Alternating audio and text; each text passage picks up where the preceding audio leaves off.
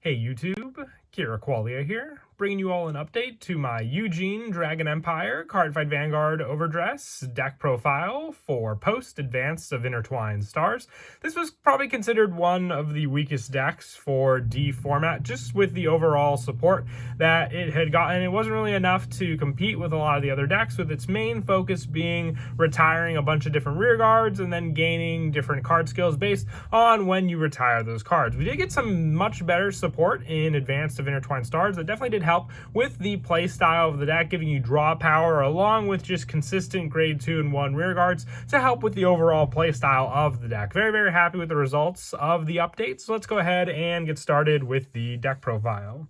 So for the ride deck, our starter is Double Gun of Duststorm Bart, just having the standard starter skill when rode upon. If you went second, draw a card. Our grade 1 being Gunning of Duststorm Nigel. When this unit is rode upon by Cataclysmic Bullet of Duststorm's Randor, you soul charge 1. The soul is a very important part of the deck. You want to have a lot of soul buildup to work with Eugene. And having our grade 2 be Cataclysmic Bullet of Duststorm for the ride option. When it's rode upon with Heavy Artillery of Duststorm Eugene, you draw a card and choose up to one card from your drop zone and put it into your soul. So it's good for the consistency of just keeping a hand, and being able to place the card from your soul from the drop zone means you don't have to give any of your cards from your hand or field for that soul buildup. With the grade 3 of the deck being our main go-to unit, Heavy Artillery of Duststorm Eugene. It is also one of your go-to ride targets for the Persona ride, but also for the soul buildup when you Persona ride as well. With us also running 3 additional copies of Eugene, so we have the consistency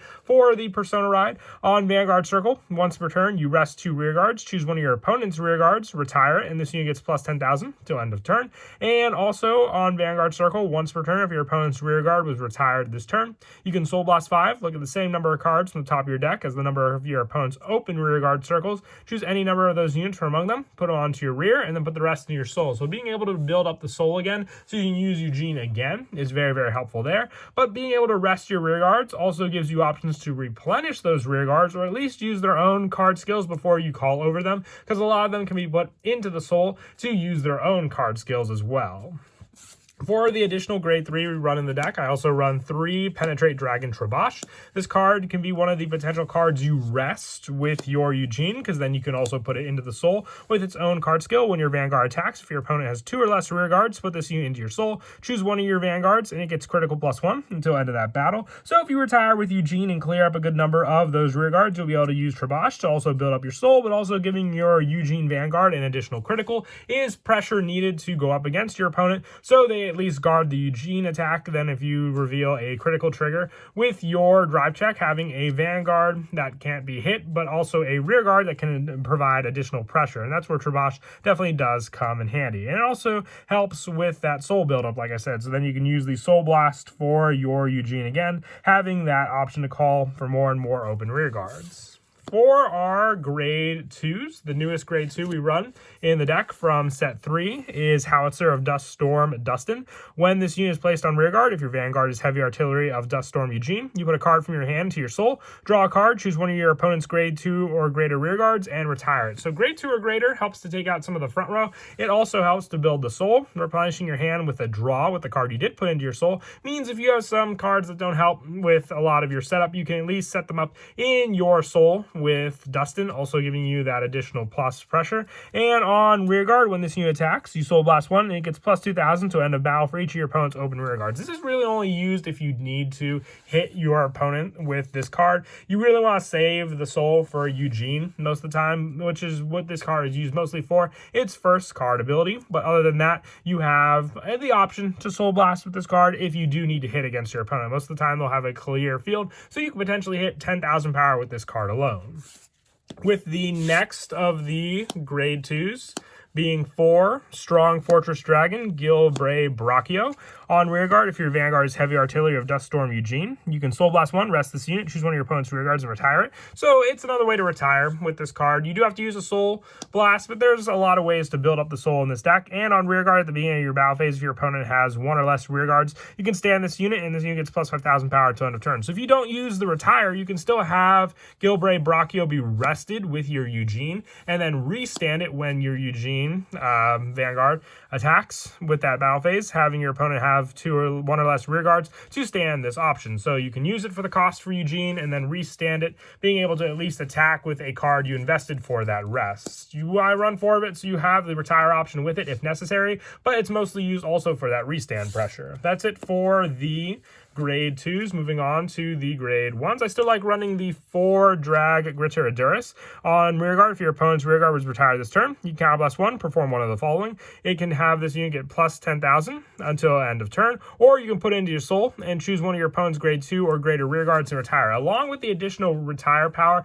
if your opponent's rearguard, you can use it with Dustin for that retire, or even Eugene. Just retiring more and more rearguards definitely does come in handy to clear up your opponent's field. That's why I like running 4 Overdress. It does cost a counterblast, but still very, very much worth it. And I also run 3 of the new drag Gritter Shihab. This one, when this unit is placed on rearguard, gets plus 5 until end of turn, being a great booster for a Vanguard or rearguard. But its real power comes in with the rearguard skill of when you would ride from your ride deck. You can, with this unit, put it into your soul instead of choose a card from your hand and discard it. So if you set this card up early game, it does have 6,000 power, meaning it'll be an 11k attacker or booster on its own. But being able to at least put it into the soul will save you a card from your hand for discarding when you use your ride deck. And being able to just put it into the soul instead of the cost means that you can set this card up on rearguard, then next turn, put it into the soul, setting up more in your soul for then when you ride into Eugene.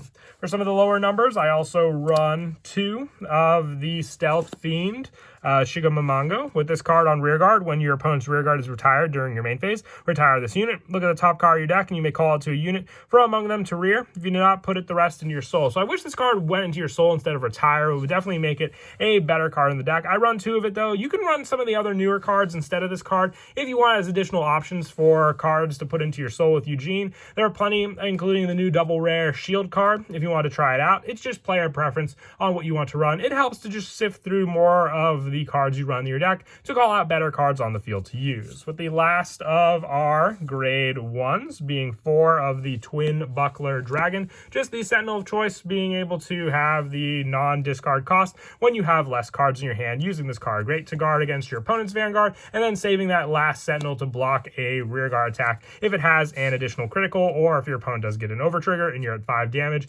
and can't risk taking that attack. And then for the order units, we did get a new order for Eugene for the deck. So we're running 3 of the Best Harvest. You choose one of your Vanguards. Until end of turn, it gets when your opponent's rearguard is retired during your main phase, you draw a card. This will help to at least keep your resources available with Eugene. So if you invest a lot in the soul buildup or the rearguard calling, as long as you're retiring cards, you're drawing as well using this order. You can activate 1 order a turn, but still very, very useful for it.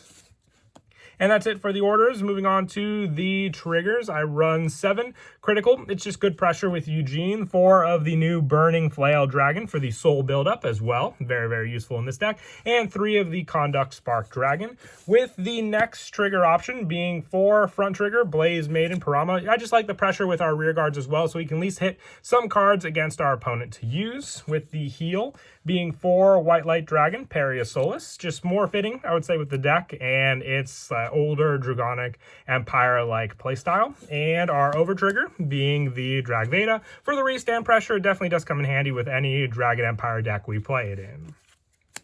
But that is it for the deck profile. I hope you all enjoyed. I always liked Eugene ever since it first came out. I do like that we're getting more support for it. And hopefully with set 4, we'll even have even more support to help with its overall playstyle. But as always, until next time, please don't forget to leave a like and subscribe. And Kira Qualia out.